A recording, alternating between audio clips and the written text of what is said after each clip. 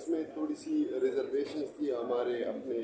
جو ہمارے treasury benches کے پارلیمنٹیرینز ہیں ان کی طرف سے بھی، اپوزیشنس کی طرف سے بھی، اسپیکر صاحب کی طرف سے بھی، اور کچھ پولیس ڈپارٹمنٹ کی طرف سے بھی تھی کہ چونکہ وہ رولز آف بزنس کا جو ایشو تھا کہ ہمیں آپ بیوروکریسی کے انڈر کرانا چاہتے ہیں، جو وہ میرے خیال میں وہ محسوس اس بات کو کر رہے تھے، حالانکہ اس طرح کا کوئی ارادہ نہیں تھا حکومت کا یا چیف منسٹر صاحب کا، لیکن اس کے باوجود جی چونکہ ہم پولیٹیکل پارٹی ہیں، ہم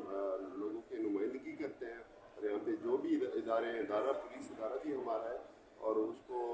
کو قطعی ہمارا یہ ارادہ نہیں تھا کہ ہم اس کو کمزور کریں یا ڈیمورلائز کریں، تو اس وجہ سے چیف منسٹر صاحب نے یہ فیصلہ کیا کہ اس بل کو آپ واپس لے لیں، اور ہم نے دوبارہ ود کنسلٹیشن آف پولیس دوبارہ جو ان کی ریزرویشن تھی یا ہمارے اپنے پارلیمنٹیرین کی ریزرویشن تھی یا ایون اپوزیشن کی جو ریزرویشنس تھی، جو ان کی سفارشات تھے اس میں انکارپوریٹ کیا، اس کو انکلوڈ کیا، اور اس کے بعد الحمدللہ یونانیمسلی آپ نے دیکھا کہ اپوزیشن کی طرف سے بھی وہ آن بورڈ تھے، اور ہم نے یہ متفقہ طور پر پاس کیا، اور اس کا سب سے بنیادی جو مقصد تھا وہ یہی مقصد ہے کہ ہم پولیس ڈپارٹمنٹ کو، جس طرح کے پولیس ڈپارٹمنٹ کے ساتھ لوگوں کی جان و مال اور عزت و آبرو کا تعلق ہوتا ہے، بنیادی تعلق ہوتا ہے، تو آپ اگر ایک ڈپارٹمنٹ کو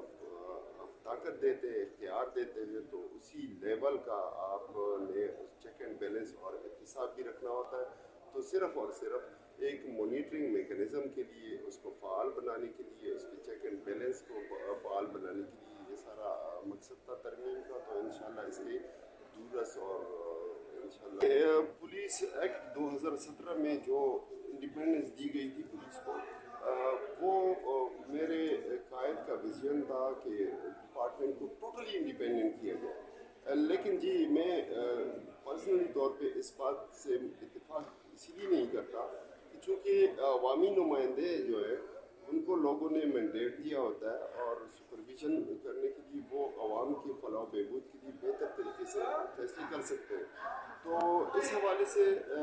چونکہ پولیس اگین میں کہوں گا کہ ان کو جو بے دریغ اور ان چیک جو پاور دیے گئے ہیں اس کا مس یوز تو ظاہری طور پہ کیا گیا، یا ان کی اپنی طرف سے یا کسی اور کے کہنے کی طرف سے، یہ بالکل آپ بھی اس چیز کی گواہ ہے، پورا پاکستان، پوری دنیا اس بات کی گواہ ہے۔ اس دفعہ یہ جو ترمیم ہے اس میں ہم نے وہ نہیں کیا کہ ہم نے پولیس کو بالکل وہ ڈسفنکشنل یا کمزور کیا ہو،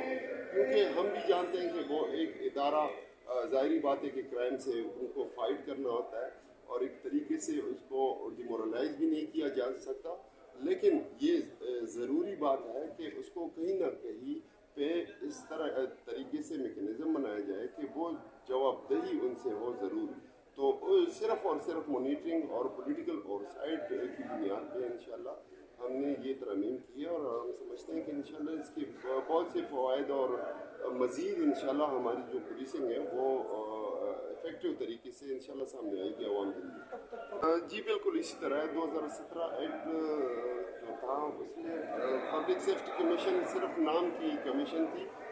اس کا کوئی رول نہیں تھا، وہ بالکل ہی گورنمنٹ قسم کی باڈی تھی، تو اس دفعہ الحمدللہ اس میں الیکٹڈ ممبرز ہوں گے، نہ صرف ایم پی ایز بلکہ اس میں لوکل گورنمنٹ لوکل باڈی سے بھی ممبرز ہوں گے، سول سوسائٹی سے بھی ممبر ہوں گے، اور انشاءاللہ بہت جلد ہوگا، ابھی چونکہ بل یہاں سے ایکٹ پاس ہو چکا ہے ترمیمی بل، تو انشاءاللہ بہت جلد اس پہ کام شروع ہو جائے گا، اور انشاءاللہ جو ہمارے صوبائی لیول پہ ہے، ڈسٹرکٹ لیول پہ ہے، ریجنل لیول پہ